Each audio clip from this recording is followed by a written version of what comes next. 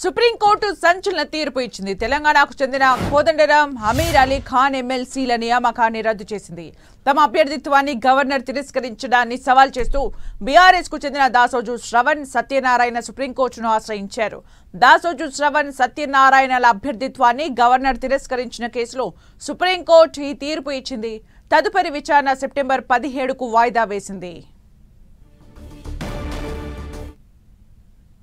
ఎవరికి లాభం జరుగుతుంది అనేది ప్రథమం కాదు. మీరు మీడియా బిడ్డలు, మీరు ఏ వ్యక్తికి లాభం జరగద్దు, సంస్థలకు లాభం జరగాల, వ్యవస్థలకు లాభం జరగాల, రాజ్యాంగానికి లాభం జరగాల. రాజ్యాంగానికి అతీతంగా ఏ శక్తులు వ్యక్తులు కూడా రాజ్యాంగానికి అతీతంగా వ్యవహరించకూడదు.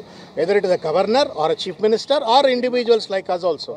కాబట్టి ఇది భారత రాజ్యాంగాన్ని మిస్యూజ్ చేస్తున్న వాళ్లకు ఒక మంచి మెసేజ్గా భవిష్యత్తు ఉండబోతుందేమో అని అనుకుంటా ఉన్నాను. బట్ ఇది మ్యాటర్ సబ్సిడైజ్ కాబట్టి దయచేసి నన్ను ఇంతకంటే ఎక్కువ మీరు డ్రిల్ చేయకండి. మీది రిజెక్ట్ చేసినప్పుడు గవర్నర్గా సౌందరరాజన్ ఉన్నారు, తమిళసై సౌందరరాజన్. ఆ విషయంలో గతంలో కూడా కొంత కాంట్రవర్సీ అయ్యాయి కామెంట్స్. సో ఇప్పుడు రాజకీయంగా ఆమె బయట ఉన్నారు కాబట్టి మీరు ఏం మాట్లాడతారు? ఆమెకు సంబంధించి మీ రిజెక్షన్ సంబంధించి వ్యక్తిగతంగా తీసుకునే వారు రాజ్యాంగాన్ని బాగా చదివితే మంచిదని అనుకుంటున్నాను. రాజ్యాంగం ఇంకా బాగా చదువుకోవాలి, ఎందుకంటే రాజ్యాంగబద్ధమైన కుర్చీలో కూర్చున్నారు.